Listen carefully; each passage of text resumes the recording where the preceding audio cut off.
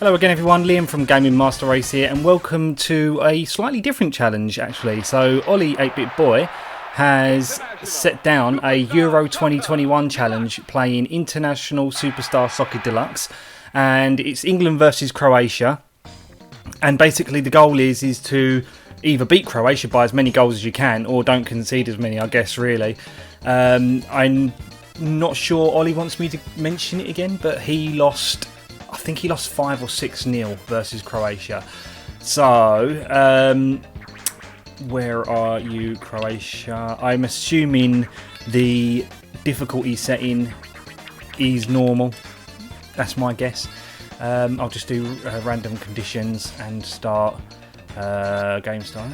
Conditions fine. I don't know how many minutes per half is, and I don't remember the buttons. But I used to play this game so much when I was. When I had it when I was younger, and you know, despite the fact that I played it so much, it makes absolutely no difference because I've completely forgotten all the buttons. So let's see how we get on. As I say, Ollie, sorry to keep bringing this up, Ollie, but I know that he lost about 5 or 6-0. I'm going to go for kickoff. Oh no, I can't go for kickoff. I'll shoot up. Right, here we go. Kickoff. 5 minutes per half. Right, okay, well I got that. So that's a long ball. Let's try and get that back. Long ball. No. Yeah, see, that's another thing. I was so blown away by the commentary in the game. We didn't really have anything like that on SNES. We certainly didn't have it on FIFA. So it was kind of unique to International Superstar Soccer, and you know, it's made by Konami, as you may know, and they went on to make the Pro Evolution Soccer series, which is a very successful, you know, game these days. I mean, it's not as big as FIFA. What I will say about Pro Evolution Soccer versus FIFA debate is that Pro Evolution Soccer feels more like a football game. It feels when you're playing it, the animations just feel so, they look really natural, and you know, the change between the animations as well from one stance to another, it just looks real, like it just so smooth and so fluid that it actually, you know, you kind of get more of a sense of a televised kind of effect, which is fantastic. Oh no, there it is, 1-0 down. I just literally gave it straight to him. It can't be as embarrassing as having an own goal, but still. Start. So back to Pro Evolution Soccer versus FIFA. Yeah, I mean, the thing that FIFA does spectacularly well is the atmosphere, the match day atmosphere. I mean, it's you know, the crowd chants and the commentary is so good. Whereas with Pro Evolution Soccer, the commentary is terrible. You know, so they've both got their own merits. However, I mean, you know, it really depends. I mean, the reason why I started playing Pro Evolution Soccer again is because I just got bored of playing FIFA, the same thing year in, year out. I can't remember how to run. Well, that's not going to do it, is it? So yeah, I just went. But I mean, I'll probably end up going back to FIFA again this year. We'll just see how it looks and what the improvements are. They're usually very subtle improvements whenever they do it. Oh, I've got to get that back. Got to get it out. Get it out. There we go. No. Oh yes. No. I kicked it and it went the rebound straight off him. Alright, okay, so we're kicking that out. Need to get it midfield. Let's see. I need to learn pass because I don't think. Oh, that is pass. Okay, so B appears to be pass. Oh, we got a nice opportunity. No, whoa. Oh, okay. So A can't be shoot because that just seems to do a lob.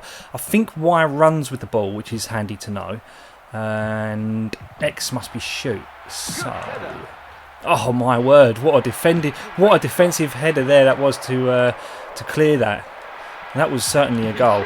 And, oh, this is certainly a goal. It's 2-0. Well, not much we can do about that. That's 2 times now in which I've literally just handed them a goal.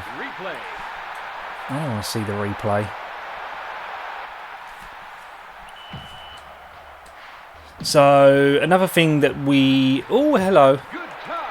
Here we go. X. Yes, that is shoot. And it just went straight to keeper. One thing that may be interesting to know is this is being captured using the Analogue Super NT. So that it's a good little demonstration to how well it handles Super Nintendo games, which I always knew would kind of be spotless anyway, absolutely perfect. With the odd, obviously you have to do the odd tweak here and there to get some games working, but that's fine.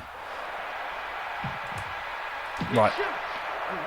Straight at the keeper again, and I'm going to have to try and do it at an angle. It's going to be tough.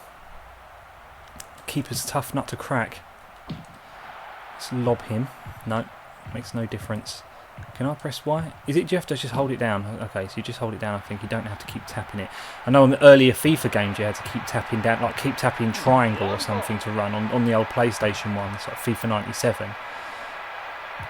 They were so good.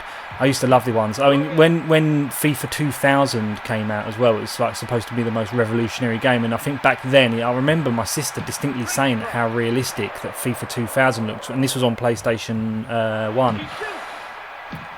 Compared to today, of course, it's a whole different standard. Oh, no, I've just had... Oh, good one, Keeps. Well done, R. Banks. Yeah, so a whole different standard of football game today. But yeah, there was always, in FIFA 2000, there's always a specific area which you could score a goal, guaranteed pretty much. And I knew that. And I remember when I was back in school, a friend of mine kind of challenged me to a game of FIFA. He was so confident he would beat me. And, you know, back then, you know, it was that kind of, you know, I'm better than you kind of mentality, which is, you know, so much, kind of miss that a little bit, to be perfectly honest. But anyway, yeah, so I was obviously confident because I was certain I could beat him. And yeah, I played him, and you know, I passed the ball around, because back then you would just kind of just hoof the ball upfield, kind of like what I'm doing here. You'd kind of just hoof the ball upfield, and a lot of people, a lot of my friends would do that. They just kind of adopted that kind of tactical mentality. And for me, I don't know why, but I love to pass the ball around. So that's what I would do. I would pass the ball around until I found that sweet spot to take that shot, and I would always score. And I think I must have beat him about 7 or 8-0 in that game, maybe even more. I don't distinctly remember because it was such a long time ago. I was like 16 years old, or maybe even younger. But I would have been 15 actually, because I was 16 in 2001. I may have even been 14 because they usually come out a year before. I don't know if FIFA 2000 definitely came out in 2000. But yeah, I can't remember. I'll have to look up. Oh, anyway, 3-0 down. So, Ollie, I do apologise for making fun of you for losing so heavily to Croatia, because I'm doing the exact same thing here. 3-0 down, and the first half ain't even up. I just need to hope that I can even score one goal. That would be handy. Let's just shoot. Like, we've got no time left in this half. I remember as well, one of the first ever jobs that I ever had when I left school was I worked for an internet cafe, and it wasn't really just any internet cafe, so it was like a LAN cafe. So they would host, it was literally, I mean, I'd say they'd host LAN nights, but every day was a LAN night. So you could go in there, and if there was someone playing a specific game, you could just join. You'd pay for, I think you'd pay like maybe, I don't know, like £2.50 an hour or something like that. I can't remember what the prices were, and then you would join in, and you could just you'd rent a computer for an hour, and then you could just join in someone's network game. It was really, really cool. And they hosted a Euro 2000 competition. Oh, going the wrong way. And yeah, and the winner won a Voodoo free graphics card, and you know, I was very confident at FIFA, the FIFA games, because Euro 2000 was almost identical really to FIFA 2000. And yeah, I did win the competition. I won the Voodoo free graphics card, but the problem is it had an AGP connector, and my PC didn't even have an AGP slot. So I couldn't even use it even though I won it. So I think I ended up just giving it to someone, actually. I think someone who could make use of it. So yeah, no, that's just another little interesting story that I do remember fondly from working in Sierra Hotel in Romford. Oh, that was almost top bin. Keeper had moon boots on to save that. Christ. And of course, International Superstar Soccer was not Konami's first attempt at a football game as well. There was Konami Hyper Soccer on the NES, which is one of my favourites as well. And just to think, that's where it potentially all started, really, with Konami Hyper Soccer, and now we have Pro Evolution Soccer.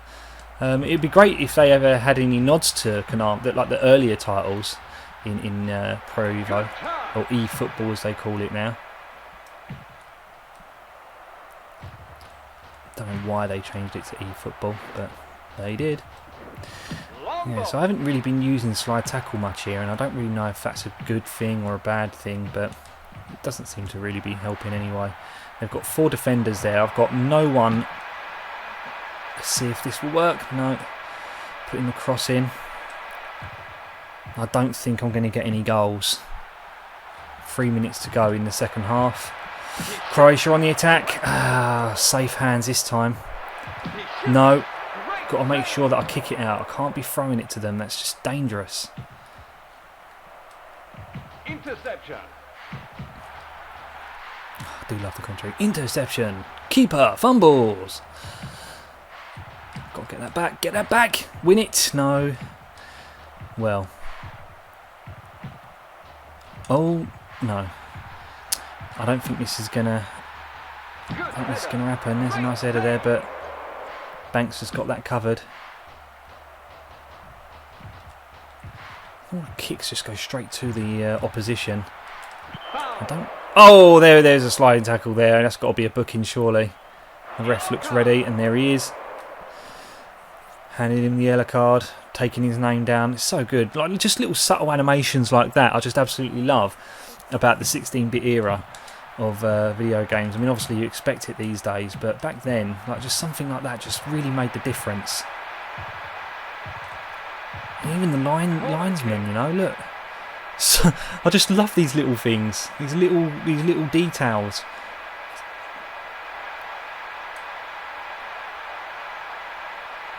Who's taking his sweet time with this corner. Can we header it out? Oh, he's headed it in, but keeper again. Safe hands this time. Definitely had a word. The manager's had a word with him at half time, I reckon. Wasn't happy with his first half performance. He's going for goal. Oh, he's knocked his own player out. You know it's not your day when you you take a shot full pelt and just literally sparks your player out. It's just cold. You know? That's the kind of game this is today. England not on top form. He's gone for it. Ah. I mean, 3-0 so far is not the worst, but throw in. We need to. That's some tight marking now. Oh, he's missed it though. He's turned him. He's just let him turn him. Can't be doing that. So yeah, big football fan. I know Ollie said that he was a rugby fan. I am not a rugby fan, to be completely honest with you. I've not really a fan of sports where they actually give you points for trying. You know, I think you need to do a little bit more than try, if I'm perfectly honest. That's just a little joke. Probably don't sit down too well with many rugby fans. Oh, great save there. Obviously, football has plenty of people who are against it, and the fact that the footballers mostly are children really. I mean, the way they just go down and just hold their face when they get flicked in the ear is just pathetic. But anyway, yeah, I digress. I'm going off the topic here. What I was going to say is a big football fan, big West Ham United fan, supported West Ham all my life.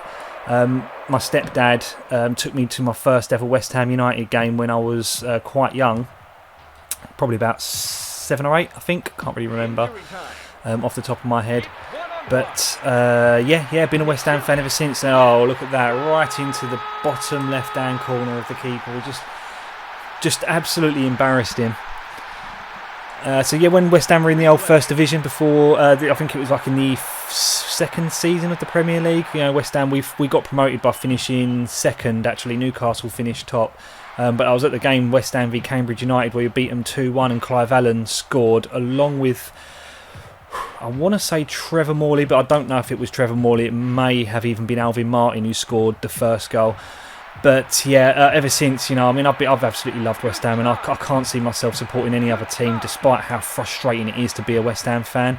But we've had a good season this year. We've made Europe, so can't really complain with that. David Moyes has done a good job.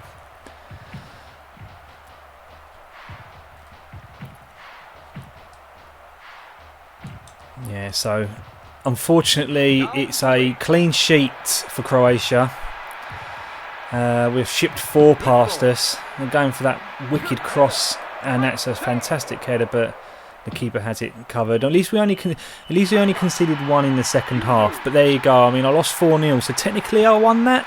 I don't know how. I haven't seen too many challenges on this one yet from